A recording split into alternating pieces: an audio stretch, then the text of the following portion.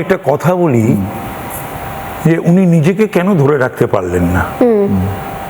সততার মূর্ত প্রতীক 16 সালের পর থেকে লেখা বন্ধ হলো কেন?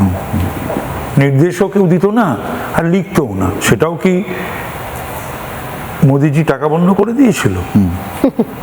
তুলি কালি রং বা চুনের পয়সা টয়সা দিত না। তারপরে এই যে ওরা মন্ত্রিসভার এবং দলের বেশিরভাগ বিধায়ক এমপি তারা যে এইরকম দুর্বৃত্ত নির্ভর রাজনীতি আর দুর্নীতি পরায়ণ এই চরমে গেছিল, ব্যবস্থা নেননি কেন?